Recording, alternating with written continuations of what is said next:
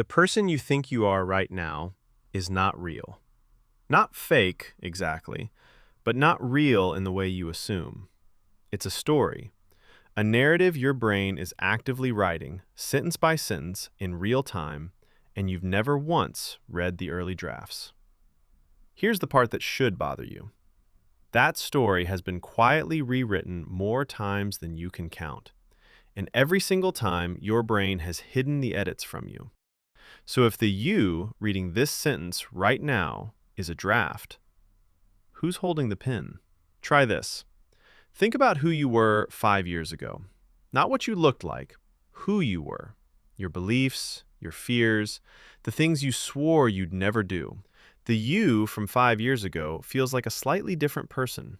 Not a stranger exactly, but not quite you either. Most people explain this with a simple, comforting idea. I grew. I changed. I learned. What if there is no stable you? Only a brain that keeps generating a new main character every single day. Your brain doesn't store your identity the way a hard drive stores a file. It doesn't have a folder labeled Who I Am sitting untouched somewhere in your skull. Instead, every time you think about yourself, your brain reconstructs the idea of you, pulling fragments from memory, mood, recent events. It's closer to a movie being re-edited every single night while you sleep, with no record kept of the previous cut. But then something stranger happens. Memories that don't fit the current version of you quietly get reframed, softened, or buried. This is where everything changes. Because that means the version of you sitting here right now isn't a neutral observer of your own life. It's an editor, a narrator with an agenda. And the agenda isn't truth, it's coherence. Your brain doesn't actually care if the story of you is accurate. It cares if the story makes sense, if it holds together, if it lets you wake up tomorrow and still feel like the same person, instead of a stranger waking up in a stranger's body with a stranger's regrets. But that wasn't the worst part. The worst part is this. If your brain is willing to quietly edit the past to protect the story of who you are, what is it editing about right now, while you're convinced you're simply noticing your own thoughts? Some psychologists describe this as the difference between the experiencing self and the narrating self. One of them lives in the moment, raw and unfiltered. The other one shows up after, takes the raw footage, and writes the official version. You don't have direct access to the experiencing self. Not really.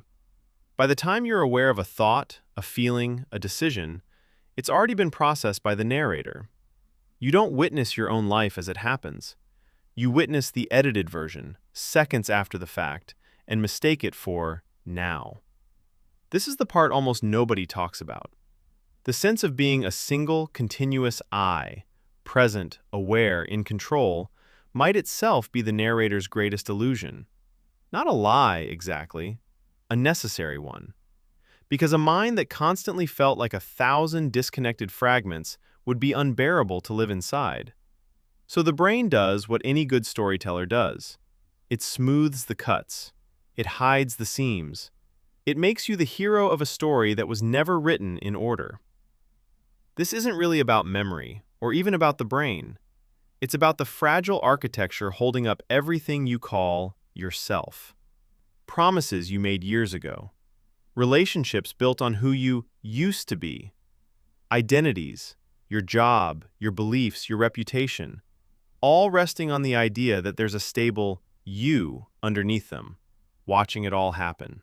Then every version of you that ever existed was telling the truth, and also wasn't. The quiet disorientation of looking at old photos, old messages, old versions of yourself, and feeling a strange mix of recognition and distance.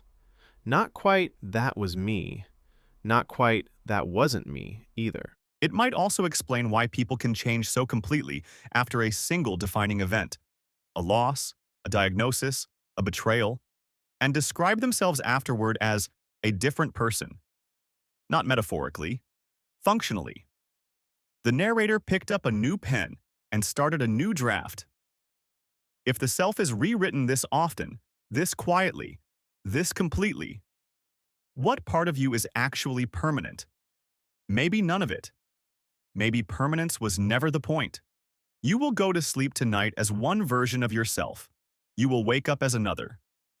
The gap between them will feel invisible, seamless, continuous. You. But it never was. It only feels that way because the narrator inside your head has one job, and it's very good at it, convincing you that the story has always been about the same person. Maybe it has. Or maybe you've just never met the one holding the pen.